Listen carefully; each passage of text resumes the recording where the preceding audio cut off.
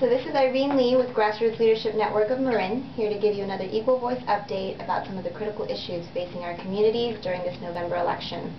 So we're here again with Johnathan Capelli from the Victory Credo Fund against Proposition 23. Correct. Thank you so much, Johnathan, for being with us again. And I'd like to ask you a little bit more about Proposition 23, its implications, and also more specifically what it would do for our economy.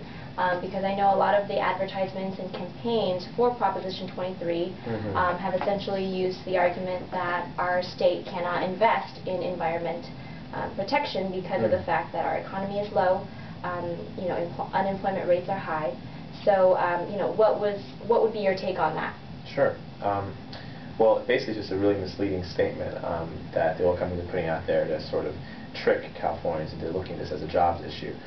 Really investing in the environment has little to do with hurting the economy and would actually grow the economy.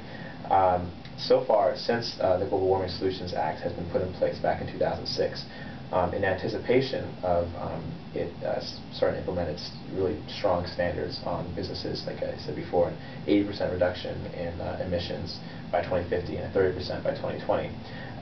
Over $9 billion of investment money has poured into California to support clean tech jobs, and 500,000 jobs actually already exist in California to support that.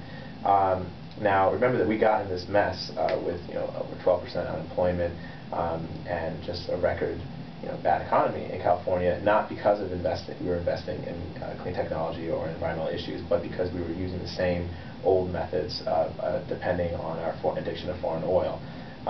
And so now we're here, and for the oil companies to say that investing in the environment is the cause of that is really just not true.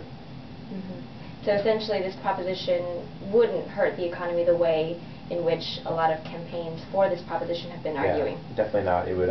It's projected to grow jobs, over 500,000 jobs between now and 2020, as well as lower energy costs for families, as we switch to depending on 33% of our energy needs would come from renewable energy with this law if Proposition 23 doesn't pass and suspended. So yeah, a lot to look forward to both for the economy and for the health of California if we can stop Prop 23. Great. Well, thank you so much for sharing that with us. Very important fact.